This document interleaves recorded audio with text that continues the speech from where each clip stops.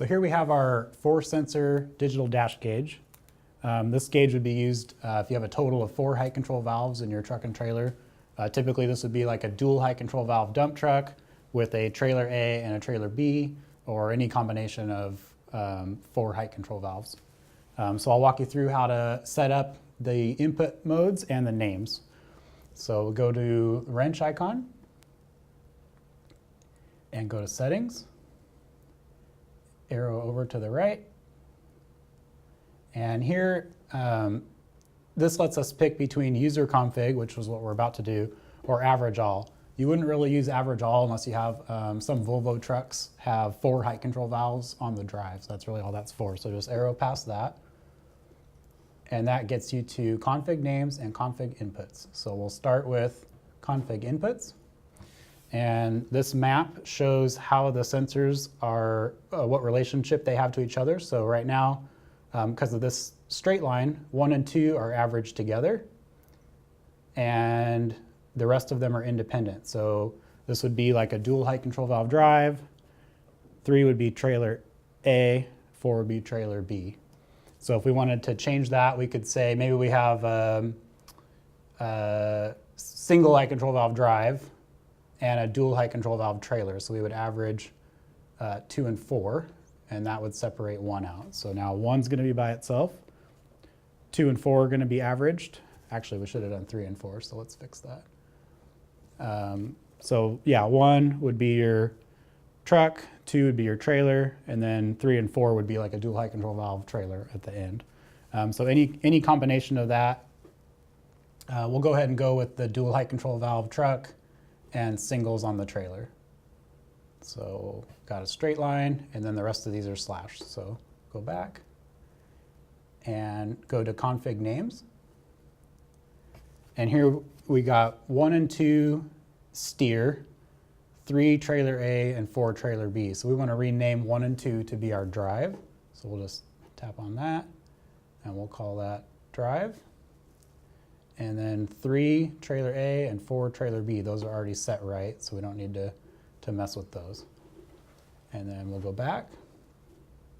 And now most people would want to turn on estimated steer. That would work if you're in a dump truck hauling gravel or dirt or something that's really even. That'll work just fine. It bases the steer axle weight off of the drive axle weight. So if you're hauling like concrete blocks, that wouldn't be a good idea because you wouldn't know how weighted they are forward or back. But something that's nice and even and level, you can usually get away with having estimated steer on. So we'll go ahead and turn that on, and I'll show you what that looks like on the home screen, or on the weight screen. So we'll go home, then we'll hit weight. And we've got our estimated steer, our dual height control valve drive, trailer A and trailer B, and our total gross for the whole system. And so now you would go through and calibrate all of those axles empty and then loaded. You can look at one of our other videos for how to do that. The process is the same. You just go to settings, calibration, and then you've got your steer, your drive. You can arrow over to get to your trailer A and your trailer B. And then inside each one of those is an empty and a loaded option. So while you're empty, do all 4 of those empty, and then load up, go across the scale again, and then do all 4 of those loaded. You can't do them at the same time. You have to make sure that you're empty and that empty weight matches the scale ticket. And then when you're loaded, go across the scale again, enter it at that time. If you try to enter them at the same pressure, it won't let you do it. So that is it for our 4-sensor dash gauge. All right, so I want to walk you through the different weight display modes we have on the digital dash gauge. This is the summary screen. You're probably all familiar with that. That's the one people like to use. It shows all the axle groups in one place, your steer, drive, trailer, depending on how you have your truck set up, and then your total. But if you hit the right arrow, you can go through each one individually. So you'll have your steer and your drive and your trailer. Now the next screen is what we call the net weight screen. So all this allows you to do is just zero whatever the total weight is at any time. And it's separate from calibration.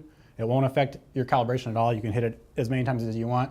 It's the same thing as zeroing like your kitchen scale or like a tare button, you know? So if we hit 0, it's gonna go to roughly 0.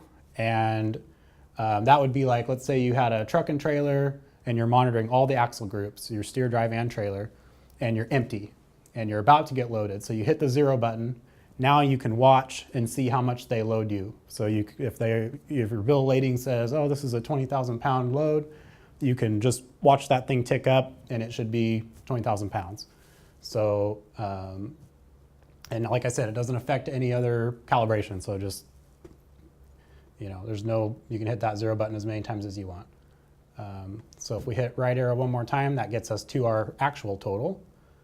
And then one more time gets us back to the summary screen. So the net weight, you just have to remember that if you're only monitoring your steer and your drive, the net weight zeroes the total. So since your total doesn't count your trailer, you can't really use it for that case. You just want to remember that. So if you're using it to check your bill of lading weight, just make sure that your truck captures all the axles on the one cage.